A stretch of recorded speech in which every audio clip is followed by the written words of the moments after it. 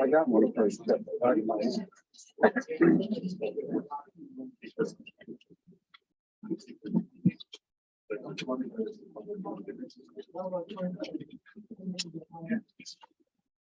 Hi, everyone. Thank you for coming tonight. This is the third workshop in the Rebuilding Better residential workshop series. My name is Kayla Betzel. I am the Sustainability Coordinator with the City of Louisville. This workshop series is a partnership between the City of Louisville, the Town of Superior, and Boulder County. And so we have staff from all three municipalities here tonight, as well as a variety of different speakers. So first, I just want to say thank you to everyone for taking time out of your night to come here tonight. This is also a hybrid meeting, so hello to all the people on Zoom that are with us tonight as well. Here's our little camera in the middle. And so we're going to do our best to answer all of your questions that you have here tonight in person, and then also get to some of our virtual attendees' questions as well. Before we start, I just want to highlight your packet. So everyone should have a packet of information that kind of walks you through the information that we are going to be presenting tonight. If you missed workshops 1 or 2 and you're interested in what information was covered in those workshops, we have the workshop, the handouts for workshops 1 and 2 in the back, along with an Xcel Energy rebate application if you're interested in that. There's also a link to a survey up on the screen. There's also, you should have a paper version of the survey, so we'd love to hear your thoughts and feedback on this workshop, as well as any questions that you might have. We might not get to all the questions depending on how many there are and how much time we have. We'll try our best. So if we are not able to get to your question, please write it down on your comment card and leave it for us on the table outside as you leave. Or if you're on Zoom, if you type your question into the chat, we'll make sure that we collect all of those questions. We'll send the questions out to our speakers like we did last time, and we'll make sure that we send a follow-up document with all of your questions and all of the answers from our speakers tonight.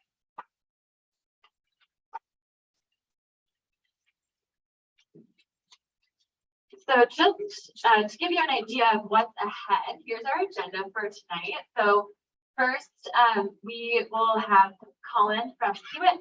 He'll be talking about the rebuilding timeline a little bit. Then we'll really look at how all of these different rebate programs fit into the rebuilding timeline. And we'll bring up speakers from Xcel, Boulder County, and the Department of Local Affairs, DOLA, to talk about the different rebate programs that we have available. Then we'll break for questions on part 1. So if you have any questions for Colin about the rebuilding timeline or any questions about the rebate programs, we'll have some dedicated time for part 1 questions. Then we'll move into part 2, which is energy raters. So Robbie from Boulder County will give us a short overview of energy raters. Who are they? How do they fit into your larger rebuilding team? And then we'll bring up a panel of energy raters to answer questions that you may have about how energy raters roles. Then we'll open it up for more questions. So if you didn't get your questions answered in the first break for questions, we'll have more time for additional questions at the end. And then the last half an hour, we'll open it up. We'll stop the virtual presentation and we'll open it up for networking. So you can talk with the experts in the room, get your specific questions answered. And like I said, if you need to leave or if we don't get to your question, make sure to write it down and we'll follow up with you. So again, thank you to everyone, all of our speakers that are here tonight and all of you for coming and spending time with us tonight. And with that, I will turn it over to Colin Bunker with Hewitt. Thank you. Thank you very much. I'm nervous now for the first time, but anyway, it's impressive to see everybody out here. Appreciate that. like she said, my name is Colin. I'm with Kiewit, and it's kind of a larger construction company. I'm actually part of a team that's building a water treatment plant over by Golden, just off Highway 93. And so I basically am here. I've been working with some residents, town of Superior, trying to help mow through some obstacles that they were facing in this rebuilding effort. And during some of the various conversations that we were having, basically determined that it might help people to put together a small and simple scheduling tool, which you can find on the last couple pages of your handout. Okay, and then on the back page, there's actually a QR code that will link you to the download. And the intent of this little simple schedule is to be a tool for you that might have been put into the position of project manager against your volition. And you might not necessarily have had experience navigating a project of this magnitude. And, it might not be in a place right now where you feel like you have your arms around it, or you might not feel like you have, the right questions in mind because you might have never been put into this position before. So the simplicity of it is there's, basically rows down the sheet that are all representative of some action that may have to happen for you to ultimately achieve what is a move-in milestone, which is kind of that. So the way this thing works, it's a Gantt schedule, and pretty much you got a start date, finish date, and then you can paint out the timeline over there in pretty little bars. And effectively, depending on your own situation and some of your own decisions and your own build team, you'll have your very own timeline. And, I work on multi-100 million, potentially $1 billion jobs, depending on where I am. And no matter what, we always have this underlying tool of a project schedule to help our clients keep their arms around it, because things can go awry. Depending on what this schedule looks like in your case, it might affect your funding timeline. It might affect some temporary lease that you have. It might affect your cash flow, right? Like a lot of that stuff kind of is derived from a basic underlying scheduler. And so the hope of this is to just be your tool to kind of transform into that project manager if you've never really been in that role before. So the first several items are kind of plugs to get people signed up with different support, whether it's a community group like this that you come to meetings to, whether it's some of the energy consultants that you're going to hear later on. But ultimately, it starts boiling down as to how are you going to build it, right? Who are you going to build this with? Is it going to be something you're doing on your own, or you've got a contracted builder in mind? But effectively, in most cases, the cascade or the schedule really launches as you start to hone in on that commitment. And ideally, that commitment is affected by some of the discussions that you'll have with that builder that bring you to an acceptable timeline. And so this was kind of focused on the town of Superior and some of their permitting requirements, and some of the things that were highlighted there, and some of the challenges some of those residents were having. And so I'm just going to kind of go down and talk through some of the thought process and talking points just for you to consider. 10 minutes is really a lot of time for questions and answers, but I'm just going to try to give you the intent. And I'll be around the rest of the day. If you've got questions, you want a small group in the back, we can build your own schedule together. It's all good. But ultimately, what we saw was that effectively everybody needed their properties demoed back out. And at that point was about the first time they could get in to do a geotech investigation. And if you guys don't know that basically somebody's going to come drill a hole and they're going to get a soil sample, and that'll help your designers figure out your structural design. Okay, it's like an input to your design. But what not a lot of people were aware of is that, those drillers weren't immediately available, and that they had a processing time before they could turn around their results. And those had to be in the hand of the builder before they finalized their structural design, before it got submitted. And so what this was hoping to do was simply make people aware of that, and then potentially put you in the position to have that discussion with your builder. You're like, okay, where are we at with geotech? Do you need it? Where is it? Where are the people? What's my timeline? Are we on a list? Are they going to mow there was residents in Superior that were able to kind of group together, and builders group together, and they got a lot of lots done, right? Because they recognized the pressure.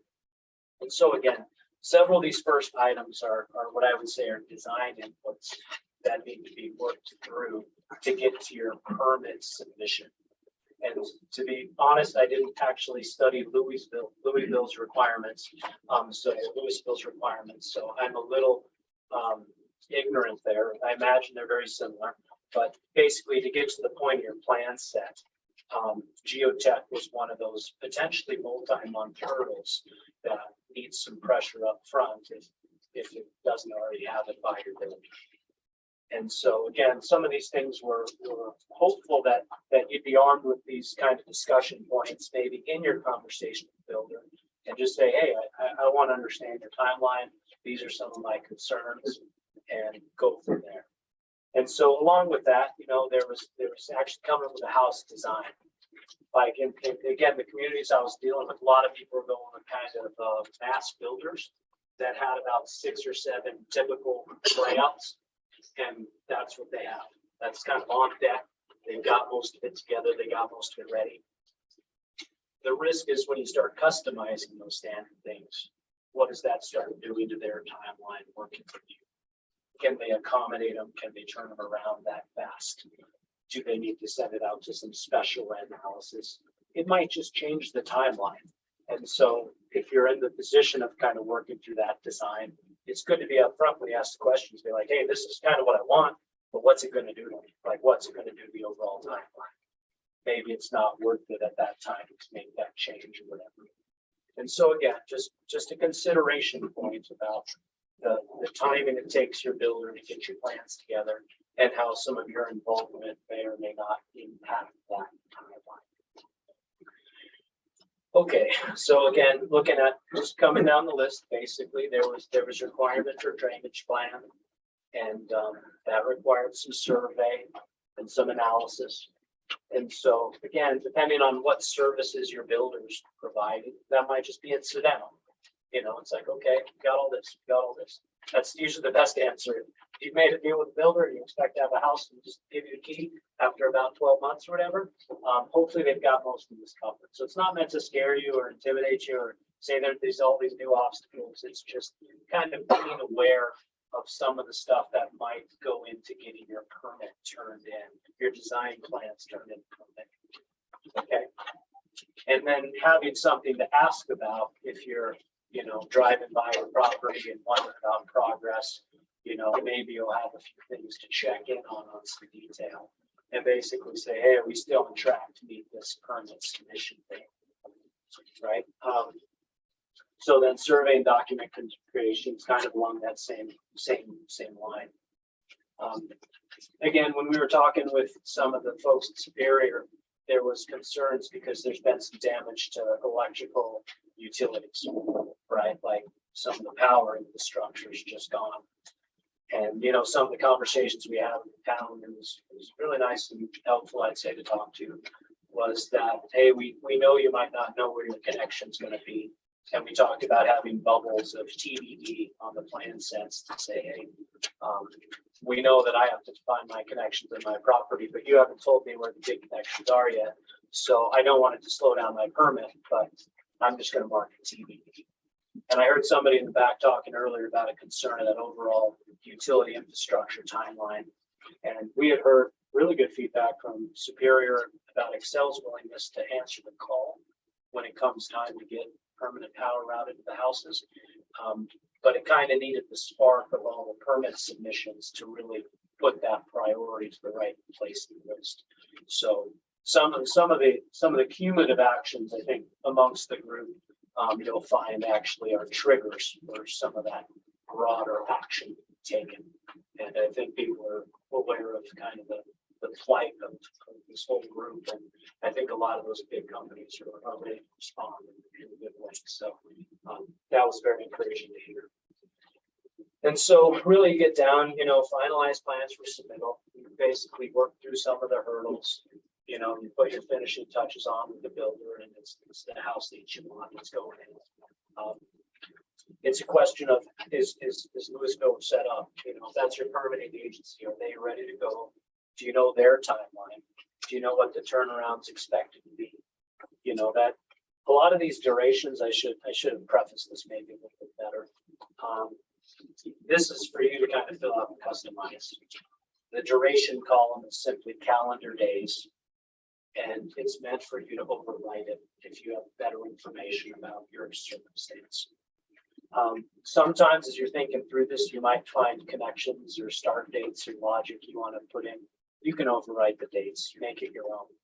But you know, ideally, as you have those conversations, you understand that permit turnaround expectation.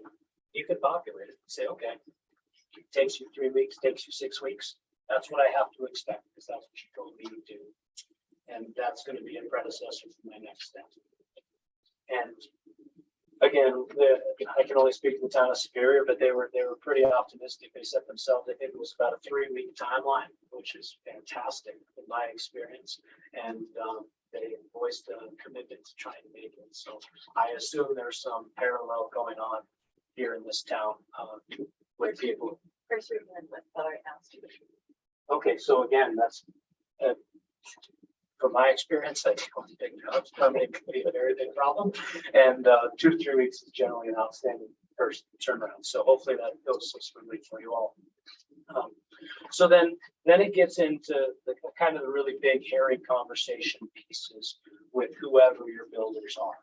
And it looks really simple because we condensed them down to a couple lines. But we've got a line called procurement of materials and mobilization of trades. Okay, it's basically, all right, you got the permit through. When are you going to show up? When are you actually going to be there starting to do work? And I think what you'll find is that some of the builders have X amount of capacity. They might be able to start X amount of homes per month, and you might be somewhere on their list.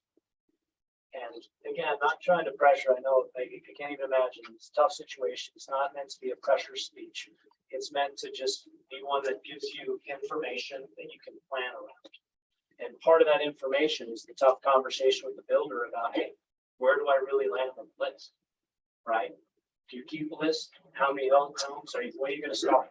Right? So that whole line of procurement, materials, mobilization is really just trying to hone in on a very personal conversation between you and your builder about, okay, we got all that other stuff out of the way. When are you going to show up? Because it might be a little bit later. Some of the custom home builders might only have a few houses and they might be booked up. And so it's a really good thing during the selection period to kind of just be upfront with that and make sure that they're upfront with you. Because it might not be exactly what you want to hear, but hopefully they're just honest and it gives you something predictable to plan your life around. Okay, because I think some of the builders we were talking about, it was literally the eight per month type of range. And so again, they were talking to lots of people and some of their whole year this year was getting booked up. And as you can see by this document, it was about 2 months ago, a month and a half ago, and those lists keep churning. And so really that's what that's for. It's just trying to get on the same page with the builder about show up time. And then a lot of these, builders have pretty predictable durations in a normal market. And unfortunately, with wars and chip shortages and all sorts of other things going on, we were finding like a 25 to 40% increase in overall duration just to get the home built.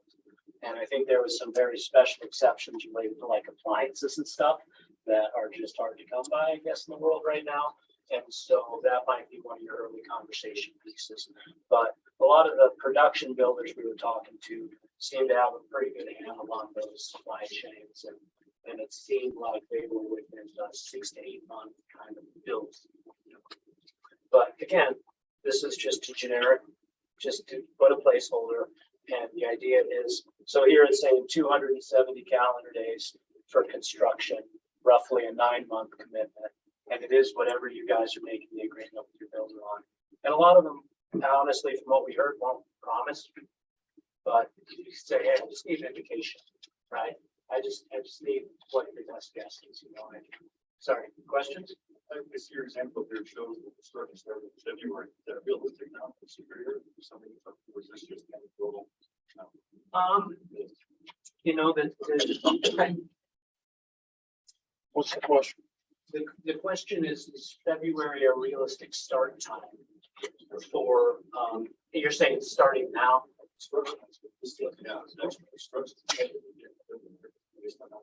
Yeah, most of the production builders we had talked to, which was a couple, didn't indicate that they wouldn't build during winter.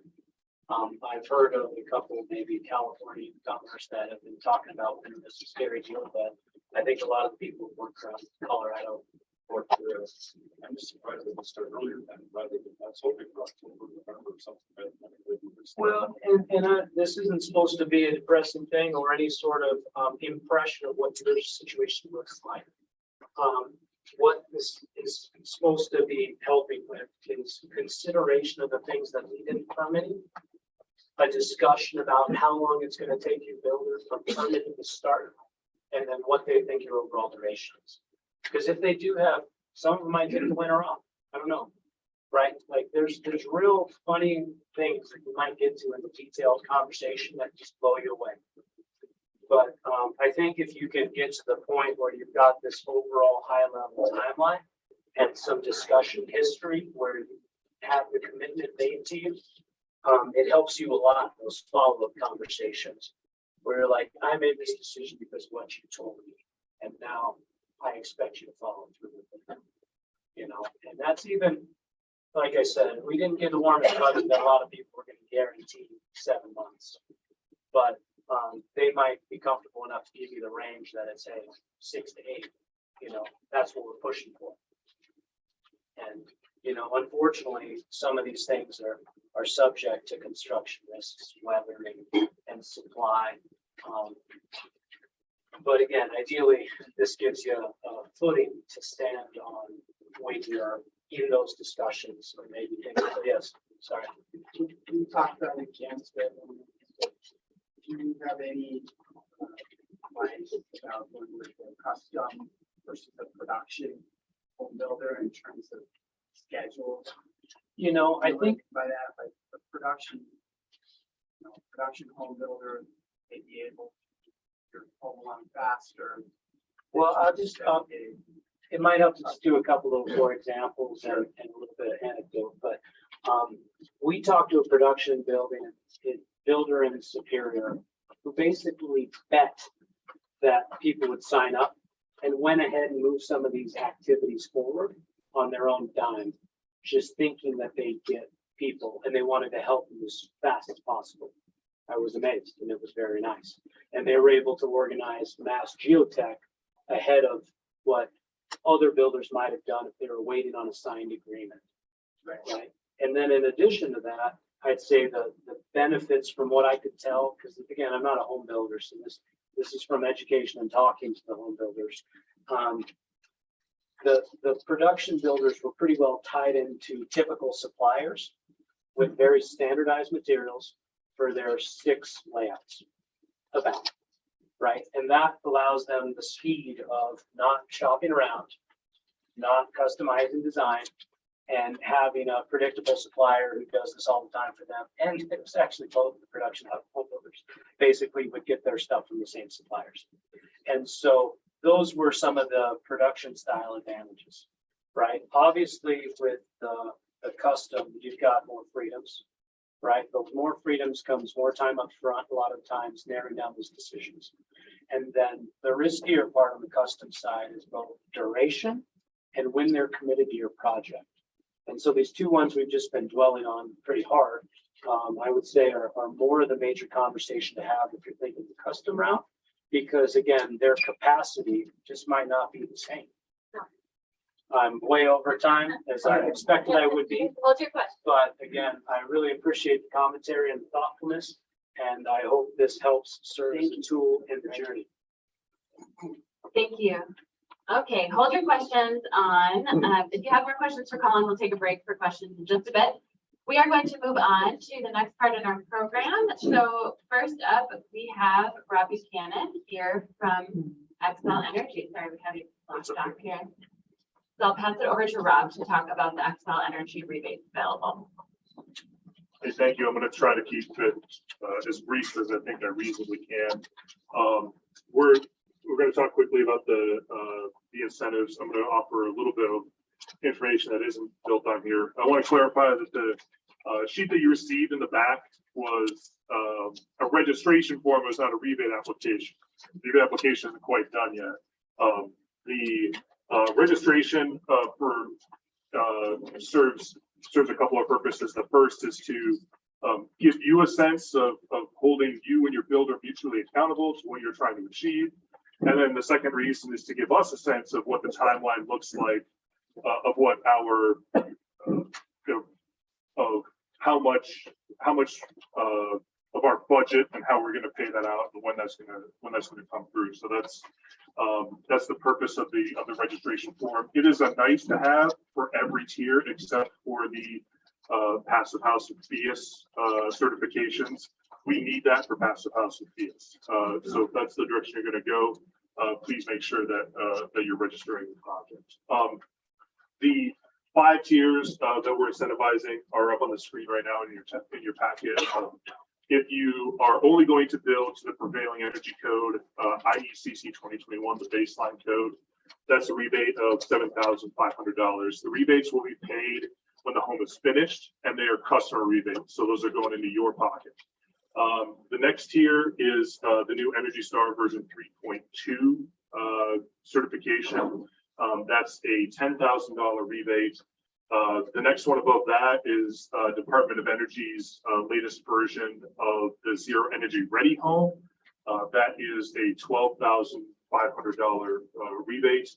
The next tier is Energy Star Next Gen. This is a entirely new offer from Energy Star that they just introduced to the public last October. It was finalized, I think, in May, and this is ready for prime time. This is, and that if you build to that standard, it's an incentive of $17,500 from us. And then if you go all the way to the passive house performance tier, if you build a house that meets the standards of either of the certifying bodies, either FIAS PHIUS or PHI Passive House Institute, that'll be an incentive of $37,500. The last thing I want to make clear is there's a reason the incentive to get to passive house is so high, because it's a very difficult standard to meet. If you have a builder who says, if you go to a builder and say, can you build a passive house? And they say, yeah, sure. Be very cautious of that assertion. Ask to see some certifications, ask if they've been trained, ask for all those things. Because it isn't a standard that you can just try. You need additional builders and even designers and consultants need additional training and additional skills to be able to build to those standards. So I think I made up some of the time. I'm going to hand it over to Rafi. I'll answer questions. In the interest of keeping us on time, I promise you I will stick around as long as I need to.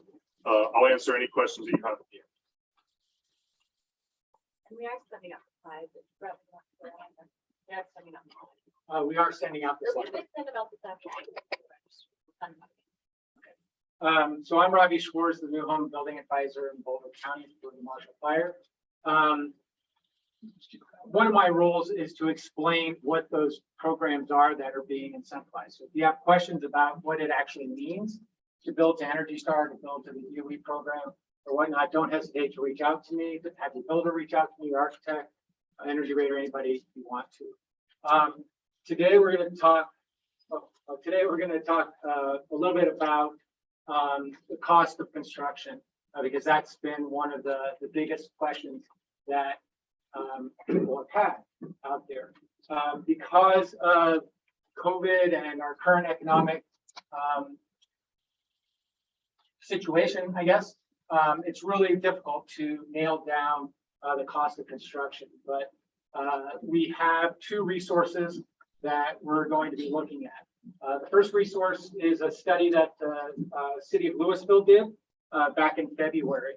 Now, before COVID, going from the 2018 to the 2021 codes was roughly anticipated to be, in that $5,000 to $10,000, maybe $12,000 range. And that came from studies that the Pacific Northwest Labs did and others did. But COVID really has changed the situation. And again, it's very difficult to understand exactly where the cost of construction is at until you actually start buying materials and whatnot. But the study that the city of Louisville did with a 2,800 square foot house, a little over 2,800 square foot house, demonstrated that the incremental cost between getting to the 2018 and to the 2021 ICC was roughly in that $34,000 range there.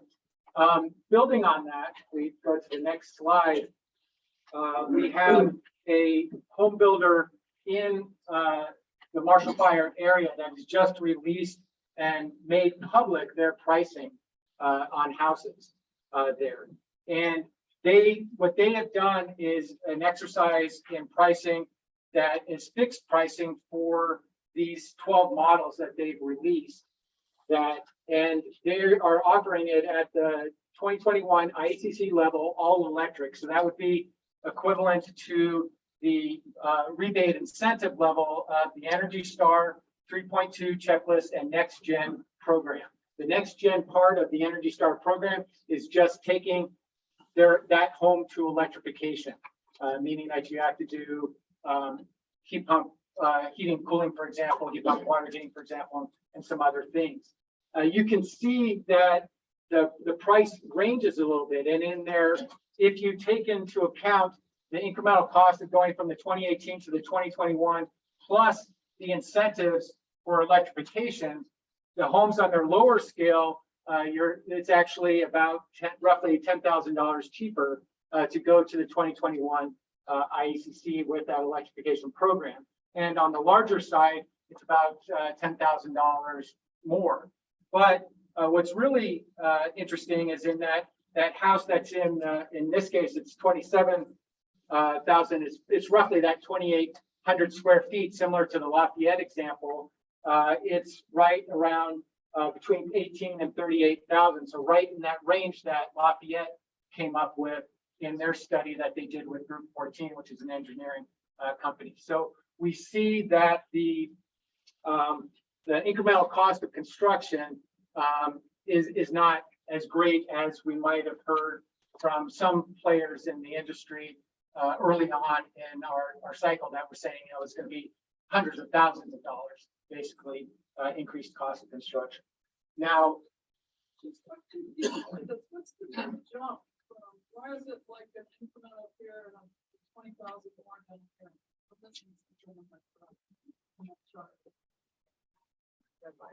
why is it more for larger houses? No, it's like the first. Between the 2,700 square foot house and 3,000 square foot house, there's a difference in the price range. Yeah, so there are probably certain things going on there that would, for example, mean that you might need a much larger and potentially two HVAC systems to heat and cool the house and things like that would cause the price of construction to increase. So probably not wrong. We go to the next slide. These aren't. These are numbers, they're estimates. What we do know is that the numbers that were released by the builder in that example, those are fixed prices. So I was talking with somebody today and they're building basically a 2,100 square foot house. They had a fixed budget that they had worked out with their insurance company at $700,000, and they were worried that wasn't enough. Well, this is an example that you could take to your builder, your designer and whatnot that says, one builder is able to build that size house for less than $700,000. So it's just an example of kind of what's going out there in the marketplace right now. Now, pricing obviously is made up by tons of different factors out there. It's really not as simple as it says up there as materials and labor and costs. We have supply chain issues now that we didn't have in pre-COVID. We have experience levels of builders out there, and a lot of builders, especially on the custom side, haven't built an Energy Star house before, or haven't built a Department of Energy Zero Energy Ready home before. So in essence, they don't know what they don't know. They don't know what they're going to be getting into per se. And that's, we'll get into that a little bit more when we talk with the energy raters there. But they might be giving you estimates that are inflated because they're trying to cover that unknown quantity that's there.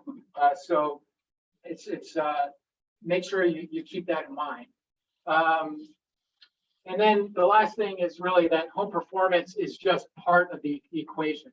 You know, from the county's perspective, from my personal perspective, you know, home performance is the key to ensure that you're going to have a comfortable home, that you're going to have a home that meets your modern expectations of you know, living in a house, and also maximizes basically your opportunity cost. That's everything that happens before drywall happens on that house, and also your cost of living in that house, which is an equation that we often don't think about, that additional cost of utilities and other things like that. So, yeah, so okay, that's fine. So the other, there is another incentive payment that does layer on top of all the Xcel Energy incentive payments, and that is an incentive payment that the state of Colorado is offering, and that is a $10,000 incentive payment for electrification. So what does electrification mean? It means that you are electrifying your cooking with induction cooktop and convection oven, that you're electrifying your heating and cooling system with the heat pump system, and that you're electrifying your water heating with a heat pump water heater. This program also requires that you permit the house using the 2021 IECC there. And you can add on that $10,000 to any of the incentive payments there. But consider that adding that on to the Next Gen program, which is the other Xcel incentivized program to go to electrification. You're going to get a total incentive payment of $27,500. Now, the Energy Star Next Gen program layers on one additional requirement of electrification, and that you have a EV electric vehicle charging station ready. So you pull the wires to that location so that it's already there and ready. So sometime in the future, if you buy an electrical vehicle, it's there. You can make it active if you want to. You're not required to make it active there. Do you have anything else? Okay, so we just wanted to make sure you were aware of that incentive. Yes, and there, thank you, Robbie. And Robbie will be back up in just a bit, but there is some information in your packet on the Colorado Energy Office program. So we're going to move on to the Disaster Resilience Rebuilding Program. We have some individuals from the Department of Local Affairs here to talk about the state's grant and loan program. So I'll turn it over to Chris LeMay. Thank you. I'm Chris LeMay. I'm North Central Regional Manager with the Department of Local Affairs. With me tonight, Tasha Albert, who's our Disaster Resiliency Recovery Manager, and Tim Caters is back there. He's also helping stand up this new program for our Disaster Resiliency Rebuilding Program. But next slide. So the Disaster Resiliency Rebuilding Program is a new program that was created after the state legislature this year passed the bill 22-206, and the governor signed the bill. The program has three components, and what I'm going to talk about tonight, one of those components you just heard about was the $10,000 incentive program that was for the electrification.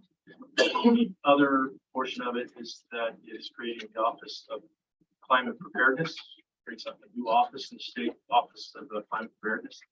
The third one is it creates a program, the Disaster Resiliency Rebuilding Program, and it's a statewide program. It goes back to state declared and covers state declared disasters dating back to 2018. So it's not just specific to the Marshall Fire, although that seems to be where the largest demand is right now. Next slide. I got a question on that one. If I may, a quick question. Is there a separate bucket of funds? There's a 10K, the state of Colorado was offering it at the bottom, so it says, That's, yeah, you're talking about the hazard mitigation. can you go backwards? Sorry, I was trying to figure out which slide you're on that. That one, it says includes costs, at the very bottom, includes costs associated with reducing those for natural hazards. Is that a separate incentive? Or is that part of the 10K? No? What I'm going to cover tonight is phase one of this program. And depending on how much money gets utilized in phase one, phase two, there's been some conversations about assisting with fire ready. So it's a possibility. Yes. Okay, thank you. Yeah, I'm sorry, that's confusing. So the program is a grant and loan program. And what it's intending to do is really kind of help fill the gap. So what will happen is we'll look at the value of what it costs to build back your home as with the existing footprint that was there. And then look at how much insurance you received, what your deductible was, if you received FEMA assistance, if you've got an SBA loan that's been awarded, and or any other grants, which could kind of a community foundation and what have you. And then we would determine that gap. And within that gap, people that are current property owner and are owner of the record at the date of the disaster would be eligible for the grant loan program. So next slide. The program would provide grants or loans up to $50,000 and grants up to $50,000. The loan is not tied to any sort of income level, but the grant is tied to an income level. The funds will be used for the primary residence at the time of disaster, so no second homes or vacation homes. As it is today in this current phase, there isn't any money for rental and multifamily properties through the program. So what we're looking at is single family homes, residences, duplexes, townhomes, and manufactured homes. Manufactured housing permanently affixed to a permanent foundation and taxed as real property that sustained major or severe damage. Costs that can be covered through the loan and grant is includes, but it's not limited to, but hard construction costs, material labor, your use tax, your permit inspection fees, and your fees for your professional services by the architect. Next slide. Can we go back? What's the difference between multifamily properties and townhomes? The ownership of the single, the walls within the townhome. You have single ownership. Because I lived in the town, those condo property, so you're saying that we might be able to follow. That's correct. Even though it does say multifamily. Townhome is considered single.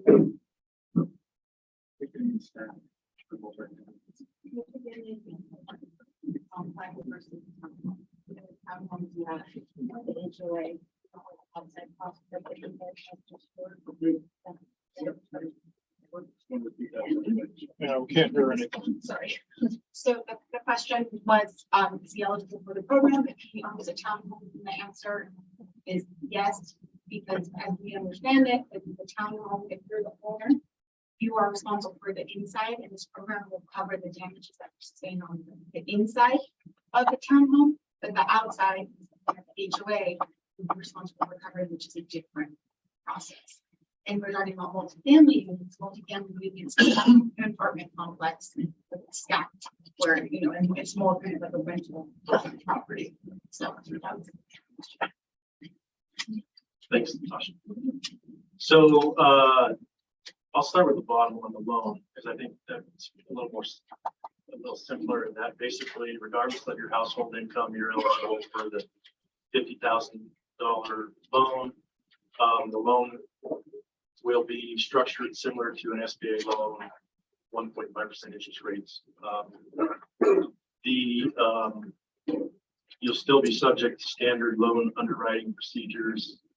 We're reviewing it. But it's not tied to any income level. The grant, on the other hand, is going to depend on where your median income is. So this table, and this is all available on our website as well, but the table kind of indicates where the household median income falls within Boulder County. So if you're a family of 4 and you're making $125,400, you would fall within the 100% AMI. And if you're a single person making $63,000 a year, you'd be 80%. Okay. So next slide. The reason that's important is that the scale of the grants is tied to where you fall within those ranges. So if you're 80% AMI and less, you could receive up to $50,000 in grant proceeds. If you're greater than 150 AMI, then you're not eligible for the grants, but you're still eligible for the loan. Is that in kind of the time of loss, at the time of replacement? What year you know? Time of application. Hold on, question. Yeah, well, can you hold your question until the end of this and then we'll take questions? All right. So yeah, and again, all this information on our website. Next slide. Here's just some simple calculations.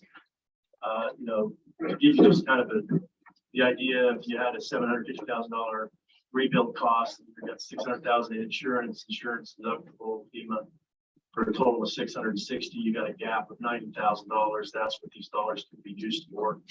In the instance where you potentially get enough resources that you don't need, then you wouldn't be eligible for the grant loan. Next slide.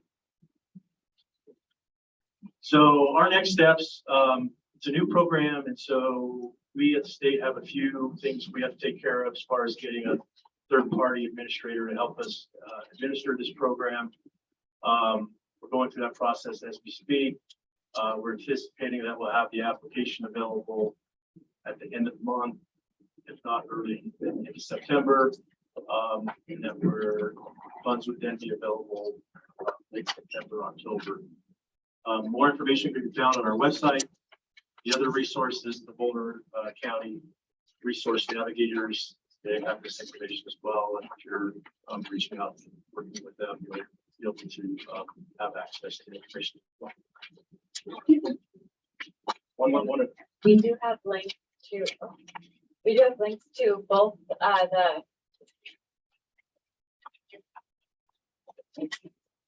we have links to both the DOLA. Okay, I think I can only have one.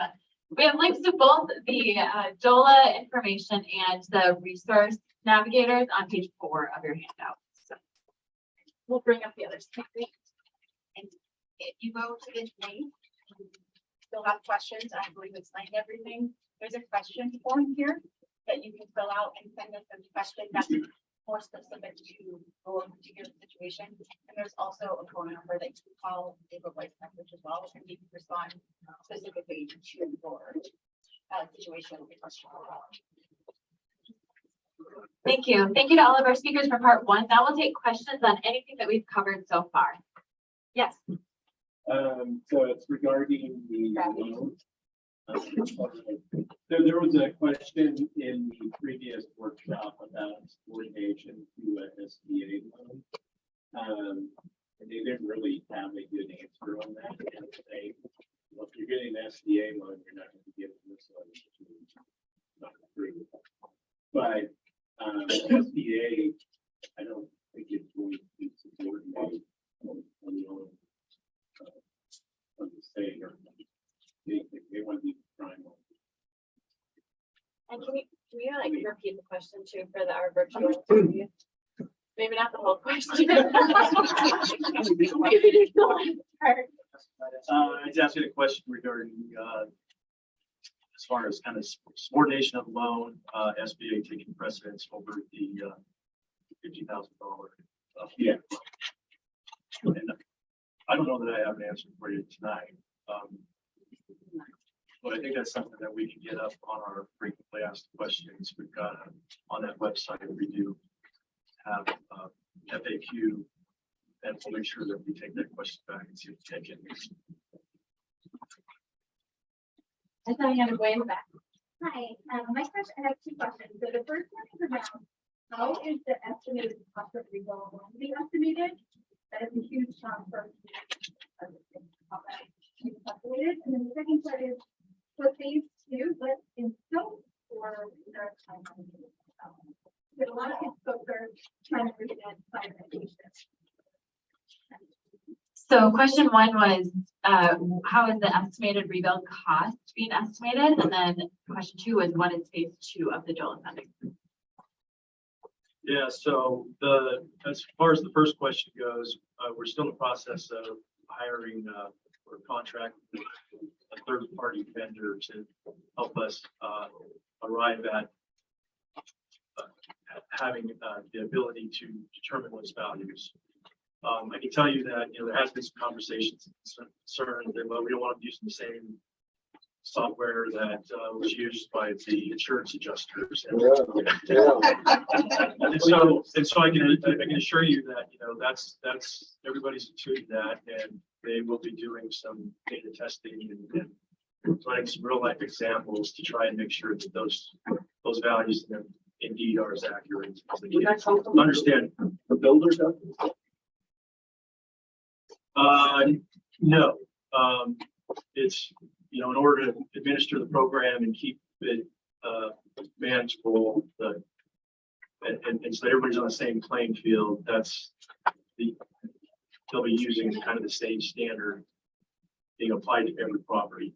And it's something that, our Division of Housing does on a regular basis. It's not something we're new to us, but we do use third party outsource that type of. Okay, next question, we'll go right here. Our Excel delegate said you're going to cover something new that hadn't been said before. And then I didn't hear anything new, so I was wondering, what's new? Who wrote a check that I got to catch?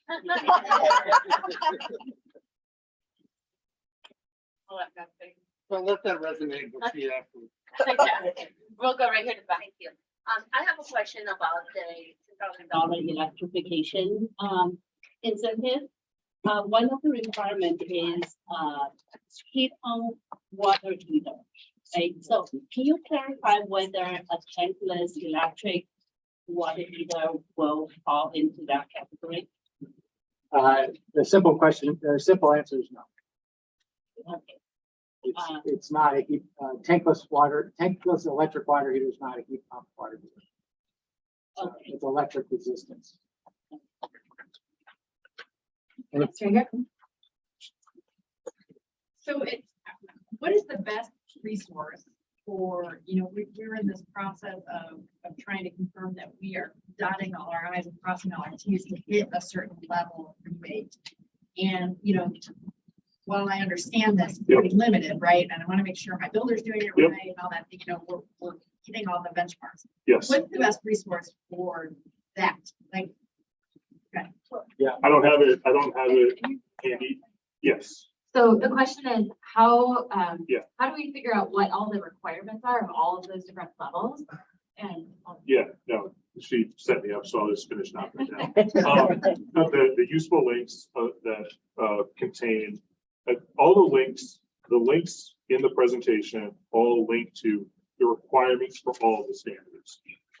We also have that consolidated into a single document that isn't like, the requirements are known, it just isn't pretty yet. So we have those all consolidated into a single document as well. And once we finish the final claim form, it'll be all listed on it too.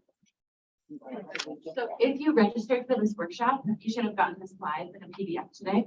And in the presentation slides, are the useful links that has detailed information about all of the different rebate levels down to every piece of equipment and what they all are. If you didn't register or you registered in between this afternoon and now, we will resend out the presentation PDF, which also has the slides in it. And if you didn't register and you just showed up, make sure you sign in the fax so we have your email so that you'll be on the list for those slides. We'll go way in the back. Just to add real quick, make sure you check out the rebuildingbetter.org website, because it's also on there. And then when we start talking about what the energy raters, that's going to be another huge resource for you. Okay, so I understand, the energy rebate. To me, I'm looking at, you saying, move into the house and know that I'm gonna have to, it's gonna cost me so much to live in the house. So I'm looking at the energy cost for electric and all the rebates. And then, but I like looking at gas. So have you calculated the difference between what a 2,000 square foot house is gonna cost me an electric bill versus my gas bill? Because at one point at the enclave, that was all electric. It was first made, developed, and then we got gas put in there because of the cost of electric was so high. It was up the roof. So, is Excel looked at that and said this is a bit of a bet? And downrange, I'm talking about 10 years. Is that still gonna? So the question is about the cost on your utility bill with all electric versus having gas for heating. In 10 years, we have no idea what natural gas especially is going to look like. Electric should be, we have a little bit better information on what electric's going to look like, because as we continue to change our generation fleet, the variable costs kind of slowly but surely disappear. Today, we're looking at roughly cost parity, like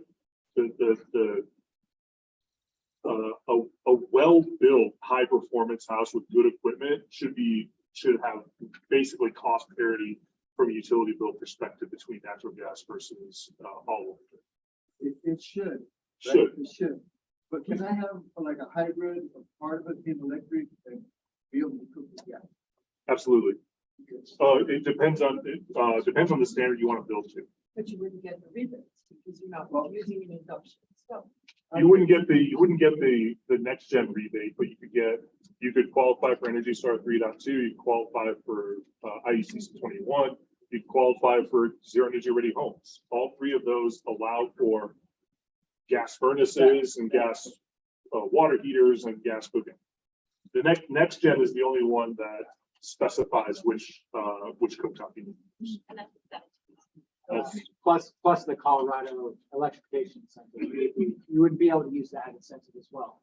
But I just wanted to point out in the back by the sink back there, there's an induction cooktop loaner program through the Energy Smart program in Boulder County. And I encourage you to sign up and take one home for a week and cook with it, because I think you'll be pleasantly surprised how well it works. We'll go right up here. I saw your hand up. Any other questions? Let's go over here. Yeah. You mentioned the loans at 1.5%. Big expiration. So the question is, the loan is at 1.5%, but what's the payback?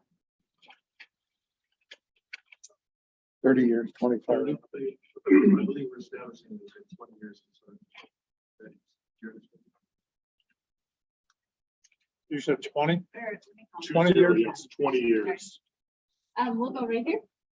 So I have looked on the rebuilding site and have tried to dig into exactly what is required for each of those rebates. And it's, I've seen that one slide you had a bunch of times. And then from what I found, it sort of jumps into these, very thick things that I'm not going to read. So what would be really helpful, and I haven't found it yet, Sure. because when you just said you could do the next gen Energy Star with gas cooktop, that's. You cannot do next gen with That's gas. what you just said. No, you cannot do. So can you all produce some simpler to digest table that has all of those incentives and it's, because a couple of things I've said, Yeah. I've read says it's more advanced technology. Well, that's not very helpful. I need it more specific Right. than that, but not a whole booklet. Yeah, call me. Yeah, any That's You that's don't part want of, all of us to call you. do yes, you? I do. Yeah. In what- Yeah, literally, that's what, right. Telephone number. 303 It's in your packet. 927-0025. Someone ring it right now. So anyway, I am working on a document that's trying to demonstrate the overlap of those programs and whatnot. But again, it's to really understand it, you need to work with an energy rater who has experience with those programs. They're checklist-driven programs, and the details are in the checklist of what is required. And your builder, more so than you, your builder needs to understand what's required. And your energy rater or energy consultant is the one that's ultimately going to help them understand.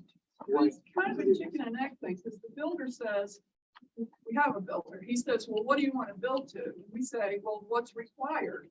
And he says, you say, well, the energy rater will tell us, but the builder says he's not going to talk to the energy rater until we have a more fleshed out design. So it's a chicken and egg thing. Well, for us. that's an issue. We'll get into it in our next Yeah, section. that's a great transition.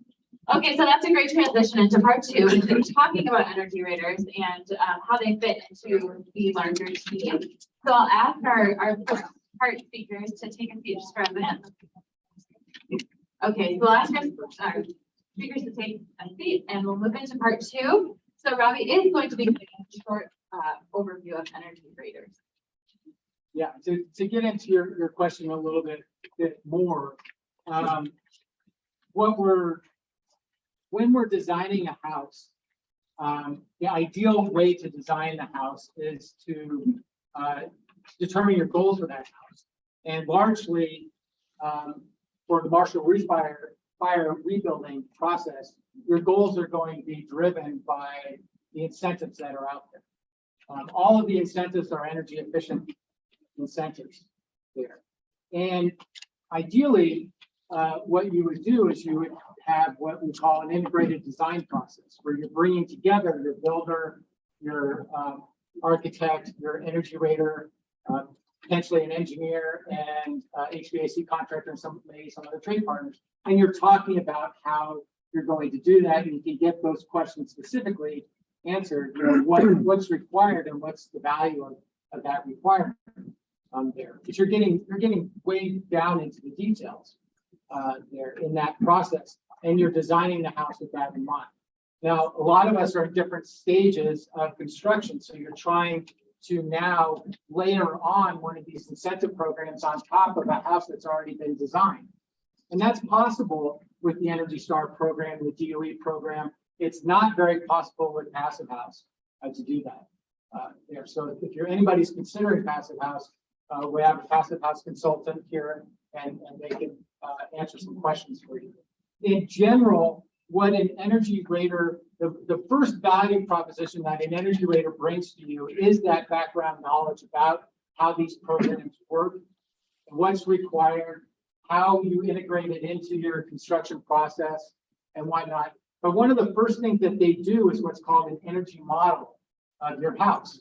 Now, depending on the incentive program that you're working with will depend on the detail of that energy model. But they're doing the energy model for a couple different reasons. First reason is to demonstrate, in essence, pre-qualification with the program. You have to achieve a certain level of performance to qualify for that program there. And it's based off of the energy model. And some of the programs, it's based off of a specific energy rating index score. On some of the programs, it's based off of a BTU per square foot calculation, but you have to do the energy model there. While you're doing that energy model, you can do a couple different things. And some energy raters will offer this service to you. One is that you can also get code compliance documents through that energy model. The other is that you can do, in essence, what if scenarios. So you can figure out the most cost-effective way to meet the program goal that you have. Because you can say, you can model, R60 attic insulation, which is basically what we call prescriptive or requirement, but then you can also model something less than that and do what we call a trade-off. And you can figure out, in essence, the best way to achieve your goal with your builder, because they might be reluctant to put R60 in the attic, for example, there. So that's a big part of it. The next value proposition that the energy rater and or energy consultant brings to the equation is that they're independent. And they do inspections during the construction process to verify that these program and or code requirements are actually taking place. And you need that not only from a quality assurance perspective, but you have to demonstrate compliance to some level in order to actually receive the incentive payment there. So they'll do a series of inspections through that. And that's called basically third-party verification. And all of these incentivized programs require that third-party verification there. So you'll get your builder will they'll work together to specify the right things, and then during inspection process, usually happens 3 or 4 inspections during the construction process, and they'll either pass the inspection or they'll fail it, and they'll have to fix something. And then they'll re-inspect, and then the process will continue on. Generally speaking, most energy raters inspect at rough stages, usually right after the HVAC equipment's been installed and before insulation and drywall's been installed, so they can look at framing details, they can look at HVAC details, they can potentially test ductwork if you're using a ducted system. They can do all these things that are required by the programs, but also add value to your building process. The next time that they inspect is after insulation and before drywall, so they can look at air barrier details and how insulation's been installed and other details there, make sure it's going correctly. The next time they would inspect is generally closer to final inspection, which would include what we call blower door testing and air leakage testing on the house to make sure that the house is airtight, but then they're also making sure that it's ventilated correctly, which is a requirement of code in these programs, that we build tight, ventilate right. And then they take all that information that they've gathered through the inspection process and they put it back into the energy model, and they confirm that what you projected in the projected energy model has actually been carried out, and you've demonstrated compliance at the end of the process there. So we've invited 3 energy rating companies / energy consulting companies to answer questions for you. We have a large energy rating company, which is Energy Logic, and Rusty will come up and answer some questions. We have a smaller energy rating company with Colleen, I forgot your company name. Green Arrow. Green Arrow? Green Your Home. Green Your Home, that's right. And then we have Andrew, I forgot your company name. Call me, Passive House Rocky Mountain. So Andrew is not necessarily an energy rater. He's more of an energy consultant and energy modeler. In the Passive House world, you don't necessarily have to be an energy rater to do that. He's also a designer as well, an architect as well. So they can come up. We can start questions, but I saw 2 questions real quick that might be for me. So why don't you guys come up, and we can pass the microphone around to you guys as well. So my question to you is, so we signed with a contractor that they have to build the next gen and the 2021 code. So is it our responsibility as an owner to hire the energy rater, or is this something that the builder hires to make sure that they're in compliance with the contract? Yeah, generally speaking, it's not. Okay, the question was whose responsibility it is to hire the energy rater and in essence manage that process. And generally speaking, it's the builder's responsibility. And I know that's what I wanted. Okay, so hopefully it will pass the microphone to somebody else to answer the question. I just have a quick question about how much this process costs. we're, you know, from start to finish, is this a $20,000 project? Because we have raiders coming to meetings and then raiders going to the house and all of that. So then it sounds to me like you're needing a rebate potentially. So I'll just stop you there. It's nowhere near $20,000 per house. And because we can't talk about pricing specifically in this type of scenario, because it's basically Federal Trade Commission type things. But in general, the cost is somewhere maybe in the $1,000 to $2,000 range for this service there. Except I would say with the passive house, it would be maybe double that in the passive house world. Yeah, definitely double. There's another party, there's like, we're talking about the layers of verification. There's a verifier, of the verifiers too, so they're also involved. And they're verified by the institutes. So there's a lot of QA in that, there's a lot of hands on that process. But they've negotiated, I believe, $3,500 for the verification process. For them, that's usually, I think that's about thousands or maybe $1,500 on what the typical rates are. So everybody's kind of chipping in. That's also why, of course, Excel's provided on top of something. We should be working with our engineers to solve the software yet to be able to go through the program. One for energy star master. And they said, we don't have the software to do it yet. When can you do that? So that's a known quantity, and there's already been a workaround created. The question was that there isn't a software yet to model that pre-qualification. So for Energy Star 3.2, Energy Star said that you should try to achieve an energy rating index of 50 or lower to pre-qualify the house. And for the Excel incentive payments, they're using that as well. So if software comes out and it changes, you've already locked in your incentive payment. For the DOE Zero Energy Ready Home program, Excel is also accepting that preliminary rating to be 50 or less. But if you want to actually certify the house for that program, you should be looking at a 45 or less for the DOE Zero Energy Ready Home program. Next gen would be the Energy Star level at 50 or less. I have two questions on the energy rater.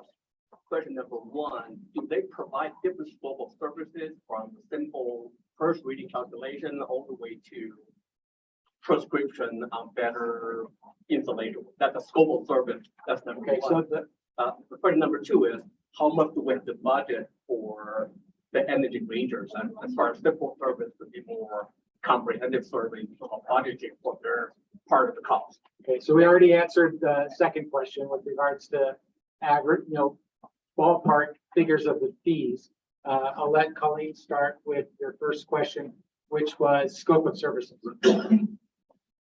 Yeah, many of us offer different scope of services. Most of us will do anything in up to fees. I don't do fees. I won't do fees. Can't hear you. Oh, sorry. I don't do fees, but I do like. We don't know what that is. Passive house, sorry. So I'll do everything up to that. So I can do as little as code compliant, or I can do as much as Energy Star and the governor's rebates and all that. Most of your energy rating companies are going to be like that, where they're going to offer you whatever level of service you have. It's the higher programs that are going to be harder to find the services for, like the passive house. But most of us would offer any and all of those services, and then just the more certifications you want to add on, they'll just be that additional fee to get that rebate. But in general, I pay for myself, and that I shouldn't cost you anything on your project because I'm here to get the rebates for you without, with as smoothly as possible. And so typically my services will gain you more money than what they're going to cost you. So. Yeah, we that working? We function similarly when we're working with the builder and we're creating our initial scope of work and proposal. We'll go, do you want us just to get you to the certification level that you already know, or do you want us to run scenario analyses of the various, what you would need to do to meet different levels of the program? So that's would all be negotiated up front in the builder contract. And for passive house, it's a little different. So passive house is like a pure performance standard, basically. So Rob was earlier talking about the checklist, and often you guys have this long list of kind of things that you have to make sure are as part of the building. Passive house, it's only a few items, but those items are very high level of performance. And so the energy modeling is really integrated at the beginning. So you have to design with the energy model at the beginning with a dedicated team. And then we have passive house consultant designer, which I am. We have passive house tradespeople, which are the builders, and then we have a passive house certified. So there's kind of a tiered system. So it's invested throughout the process. Part of the good thing about that, and I think Rob made this clear, is the incentive is not designed to cover all those costs. The incentives are designed to incentivize, obviously. But what we do is, because the performance standard, as another one was talking about, was that like at R60 roof, sometimes we want to know, like, is that the best place for that R60? We put R60 somewhere else, maybe, move things around a little bit. Can we lower the cost but get better performance? That's all the reason. So it's a little bit different from the checklist approach, but it's a lot more design work in that sense. So it can be slower, it's not necessarily based on who the team is, but the costing is, it's not apples to apples compared to maybe this Energy Star. So yeah, it's a different process. So it's just, you have to get accustomed to it, but once you get accustomed to it, it's quite enjoyable. And you get pretty spectacular results, I should say, in the form of a building that's about 20% code as far as the energy and cooling costs are concerned. Yeah, Bobby, you haven't answered the second question. How much do we need to budget for a comprehensive survey from the all the way to consultation through certification? Assuming we do the whole thing, the question is, what do you need to budget for this type of service? And we talked about that earlier. It's somewhere in the $1,000 to $2,000 range for most of the incentives, and maybe double that or a little bit more for the passive house certification through going back. Thank you. So Money's gonna be very tight for proposals, right? If they all these decisions earlier, and at the end, we're gonna get a check again when we've already paid the house. Is it reasonable to go to a builder and say, make our last payment, do incentives later? Reasonable payment, take the building. 17,000, that makes that my last.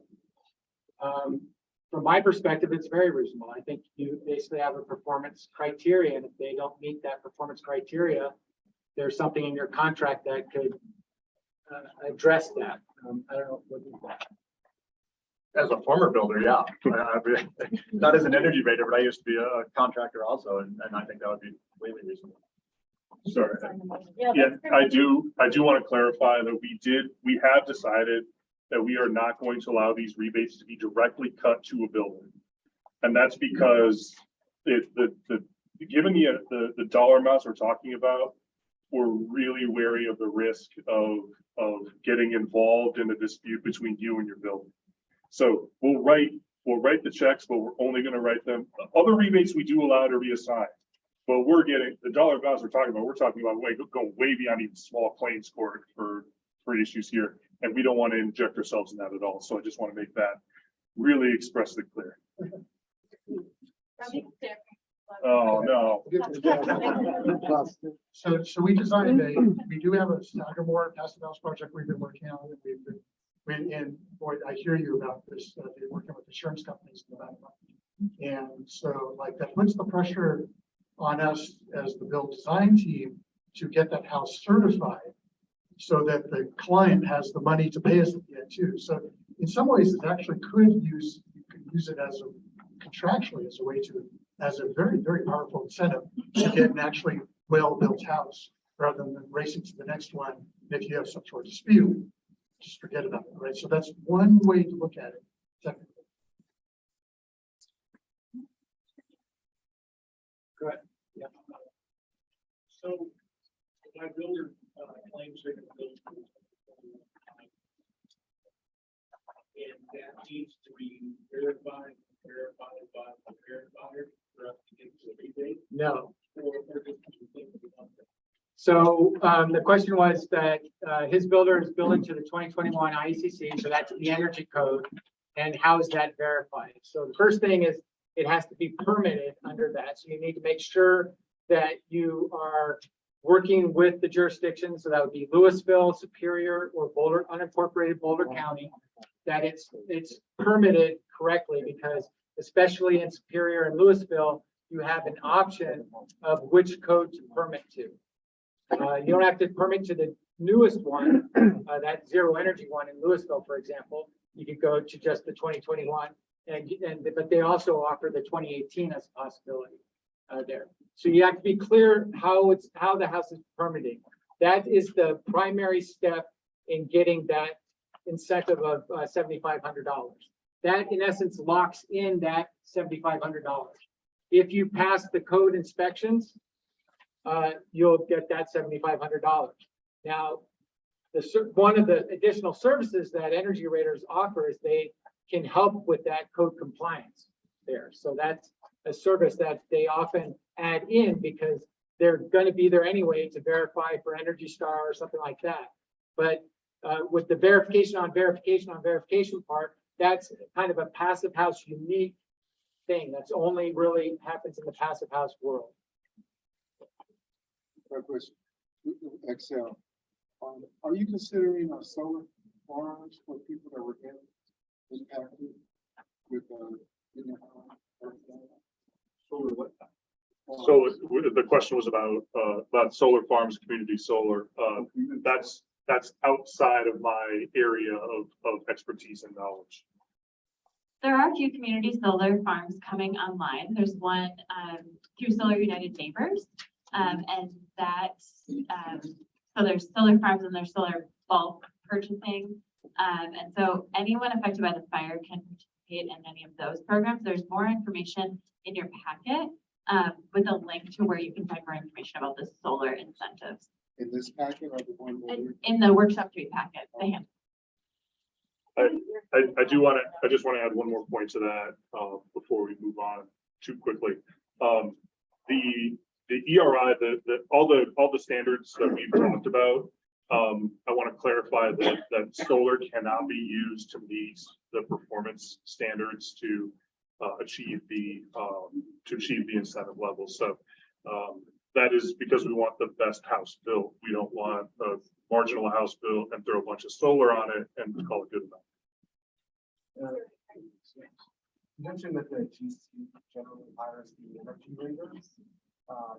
Does that mean that we have to tell the GC we need to hire one, or are they going to do that as part of the process? Repeat the question back.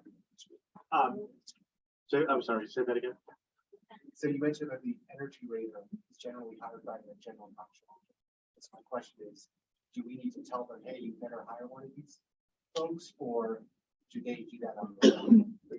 So the question was, does the homeowner need to tell the general contractor whether or not they need to hire an energy rater? I think it would depend on what level of the program you're going to be going for. If you're just doing the 2021 IECC, you can function without an energy rater.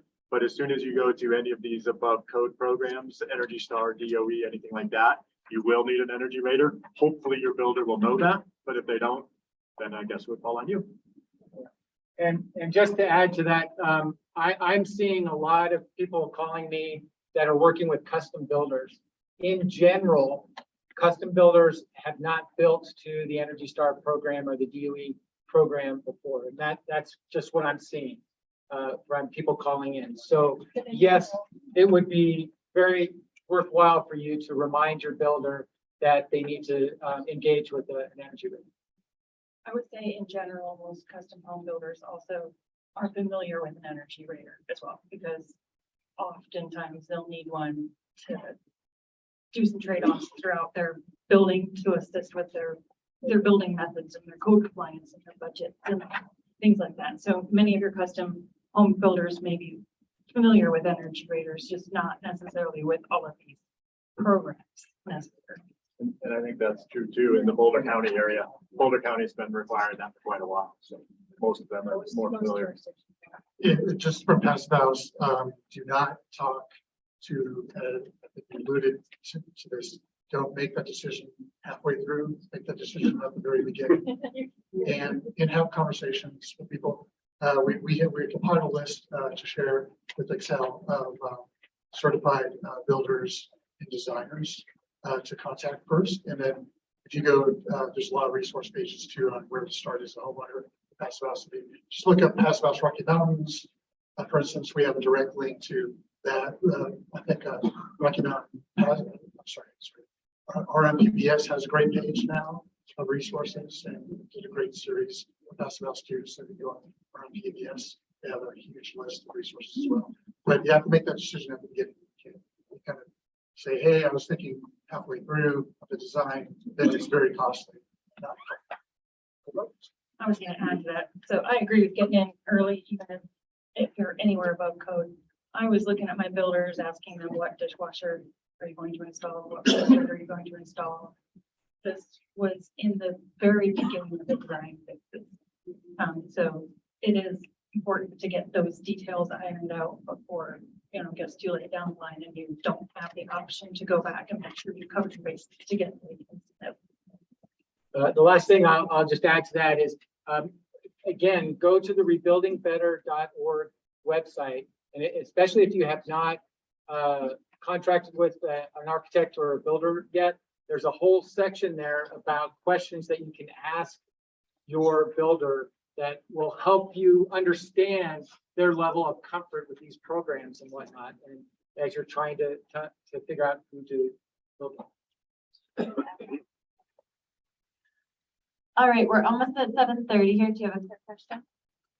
Okay, one more quick question, and then we're gonna open it up for networking.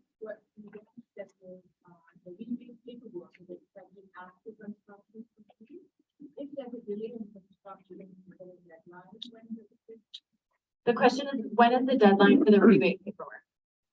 The deadline right now that we've set is the end of 2026. Depending on now we can move that if if the construction timelines are not going to accommodate that. If we're seeing that across the board, we can move that date.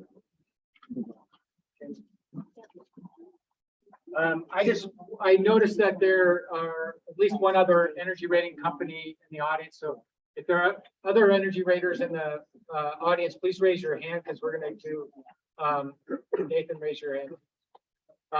So that people, if you want to have a discussion, one-on-one with one of the raters, make sure you know who to talk to.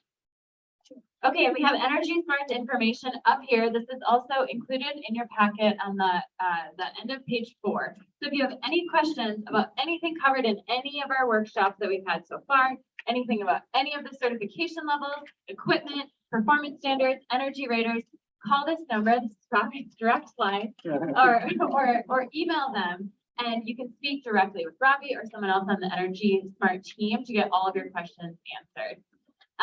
Now we're going to open it up for networking. And before I do that, I just want to mention, speaking of Passive House, our next workshop on September 7th, we'll be screening the recently published PBS documentary, Colorado Voices, Building Back Better After the Marshall Fire.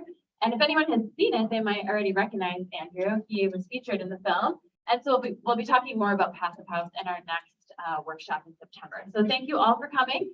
And everyone will be here for the next 30 minutes. So feel free to ask your questions. I just wanted to clarify one thing. Term on the loan is 30 years, not 20. Thank you, everyone. Have a great night. Thank you.